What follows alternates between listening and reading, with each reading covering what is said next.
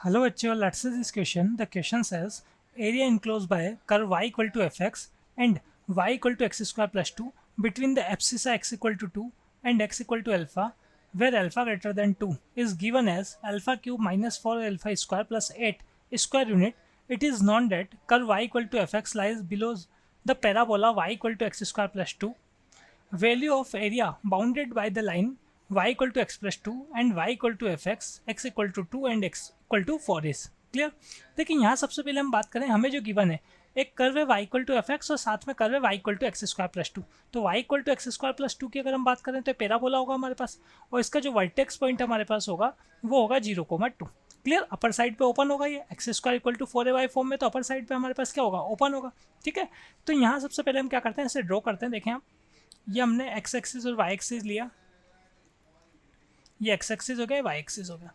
तो ये हमारे पास अगर वर्टेक्स की बात करें तो इसका वर्टेक्स होगा 0,2 और साथ में ये हमारे पास ओपन होगा अपर साइड पे। ठीक है, तो ये यहाँ से कुछ इस तरीके से पैराबोला होगा ये।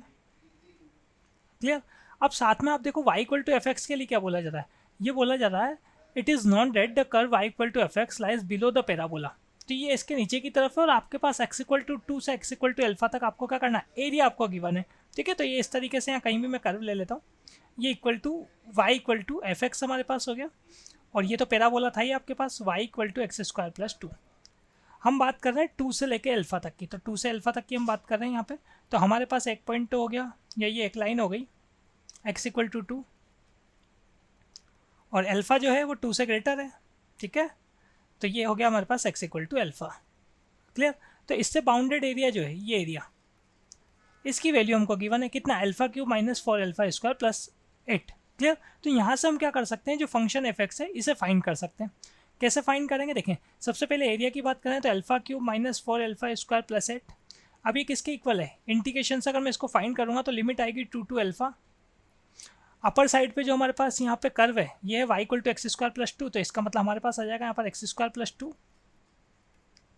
माइनस, और नीचे की तरफ जो कर्व चल रहा है वो है y equal to f x, तो यहाँ आ जाएगा हमारे पास एफ एक्स, इसका इंटीग्रेशन x के रेस्पेक्ट में। ठीक है, अब देखो इसको अगर हम सॉल्व करें यहाँ पर, तो मैं क्या करता हूँ बोथ साइड यहाँ पर अल्फा से डिफ्रेंशिएशन करता हूँ, तो आर एच एस में क्या होगा, लेबनीज रूल लग जाएगा। एल एच एस में तो कितना बन जाएगा, एल एच एस में तो बन जाएगा अल्फा से डिफ्रेंशिएशन करेंगे तो 3 अल्फा स्क्वायर माइनस 8 अल्फा, और आर एच एस में बात करें तो लेबनीज रूल लग जाएगा। लेबनीज रूल में क्या करते हैं, सबसे पहले तो फंक्शन में अल्फा पुट करते हैं, तो इस पूरे जिसका इंटीग्रेशन करना है, अगर एक्स की जगह अल्फा पुट करूँ तो alpha square plus 2 minus alpha into फिर जो अपर लिमिट है उसका डिफ्रेंशिएशन वो कितना होगा 1 माइनस, सेम चीज़ लोअर लिमिट के लिए भी करेंगे, तो पहले लोअर लिमिट पुट करेंगे और लोअर लिमिट का डिफ्रेंशिएशन कितना होगा 0, तो माइनस में तो कितना आ जाएगा 0 रह जाएगा। क्लियर। तो यहाँ से इजीली मैं एफ अल्फा फाइंड कर सकता हूँ। एफ अल्फा हो जाएगा हमारे पास यहाँ पर 3 alpha square R H S में जाएगा, तो alpha square minus 3 alpha square minus 2 alpha square होगा प्लस 8 अल्फा प्लस 2। ठीक है, ये यहाँ पे एफ अल्फा की वैल्यू हो गई, तो इसका मतलब यहाँ से हमारे पास एफ एक्स आ जाएगा, तो एफ एक्स हो गया minus 2x square plus 8x plus 2। Clear. अब देखिए यहाँ से आगे कंटिन्यू हम करें, हमें क्या फाइंड करना था, लास्ट में एरिया फाइंड करना है y equal to x plus 2 line के लिए। y equal to f x अभी हमारे पास आ ही चुका ही है, x equal to 2 to x equal to 4। ठीक है, तो देखिए y equal to x plus 2 line की अगर हम बात करें यहाँ पर line y equal to x plus 2, इसका स्लोप क्या होगा, जो x का कोफिशिएंट है मतलब 1, तो इसका मतलब हमारे पास टेन थीटा की वैल्यू क्या होगी 1, टेन थीटा की वैल्यू होगी 1, तो थीटा कितना हो जाएगा 45 डिग्री, तो 45 डिग्री से पास होती हुई लाइन।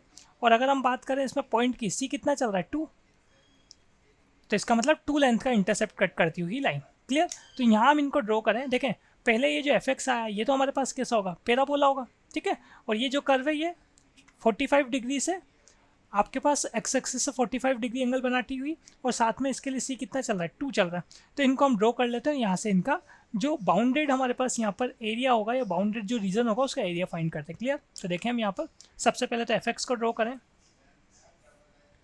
तो ये हमारे पास एक्स एक्सिस होगा, ये वाई एक्सिस हो गया। ठीक है, देखिए यहाँ अगर हम देखेंगे ये हमारे पास पैराबोला ही चल रहा है। ठीक है, और पैराबोला में भी किस्सा यहाँ एक्स स्क्वायर के साथ माइनस चल रहा, मतलब लोअर साइड पे हमारे पास क्या होगा, लोअर साइड पे हमारे पास ये ओपन होगा, तो इस टाइप का कुछ पैराबोला होगा ये, ऐसा कुछ।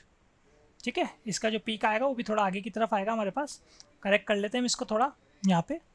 क्लियर। इस टाइप से ये हमारे पास y equal to f x हो गया।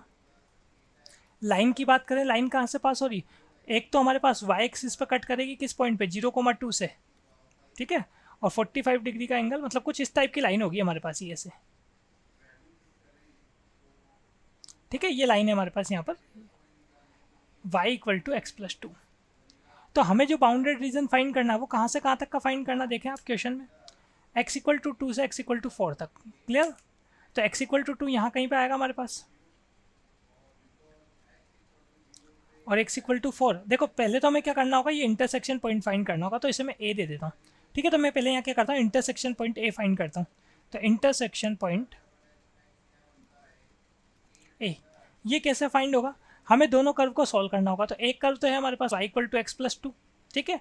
तो हम क्या फाइंड कर रहे हैं, इसके लिए केवल x फाइंड कर रहे हैं। तो मैं क्या करने वाला हूँ, दोनों के y को इक्वल रख दूंगा। तो एक का y तो है x+2, और fx के लिए बात करें y = fx में ये देखा कैसा आया था, -2x² + 8x+2, ठीक है।